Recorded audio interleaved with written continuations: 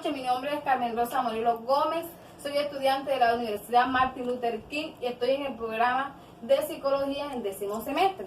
En esta noche yo les voy a hablar sobre las bases biológicas del aprendizaje interactivo del capítulo número 7. De esa parte, el aprendizaje. El aprendizaje es el proceso mediante el cual el ser humano adquiere modificaciones, habilidades, destrezas, conocimientos o conductas como el fruto de la experiencia directa, el estudio de la observación, el razonamiento o las instrucciones.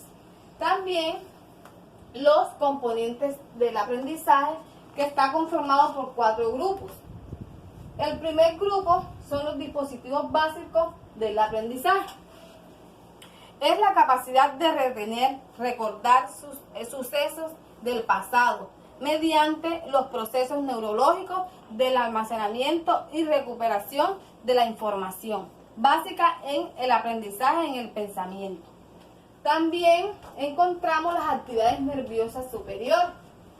Las actividades nerviosas superiores son las que funcionan son las funciones del cerebro que tienen que ver con la actividad nerviosa superior. Incluyen una unidad que regula el tono córtico. Encontramos las funciones cerebrales superiores. Las funciones cerebrales superiores son aquellas que hacen diferente al hombre de las otras especies en el sentido de la novedad de la función en el proceso evolutivo. En el proceso evolutivo, que son aquellas actividades humanas que adquieren en el curso de la vida individual. También encontramos el equilibrio afectivo emocional. Ese se refiere a las motivaciones que tiene el individuo para aprender y adquirir diferentes informaciones, las cuales la memoria se encarga de almacenar para cuando sea necesario dicha información. Les voy a hablar también de la sensopercepción.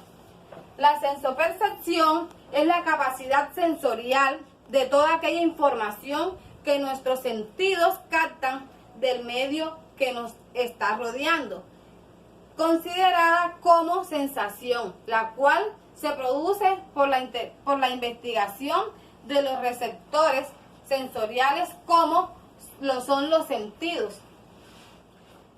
También encontramos los trastornos biológicos. Los trastornos biológicos es un dispositivo que recibe energía de un tipo, ya sea eléctrico, mecánico o acústico, etcétera, que lo convierte en características de energía, aunque de características dependen las características dependen de las recibidos. También les voy a hablar sobre la motivación y el apego. La motivación y el apego son los movimientos humanos que evolucionan y su rol en la estructuración de la capacidad, tales como la regulación y las emociones, la empatía y la capacidad de reflexionar en conjunto con los demás. El apego también se refiere a un vínculo afectivo que nosotros podemos tener, ya sea con un familiar o con un particular.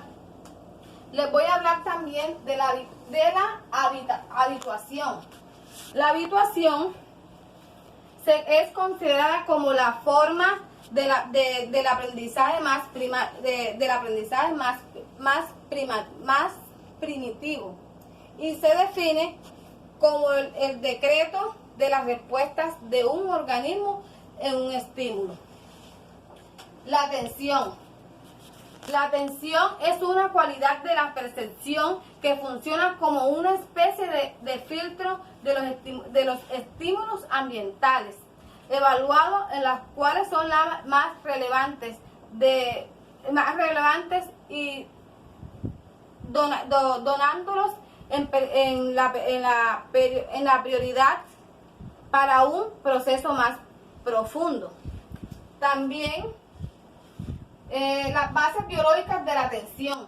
Las bases biológicas de la atención directamente se relacionan con un proceso psicológico, cognitivo, ya que actúan con mecanismos verticales que facilitan la actividad y el correcto funcionamiento de dichos procesos relacionados con la motivación y la emoción. También les voy a hablar sobre la memoria. La memoria es una función es una función del cerebro que permite la organización,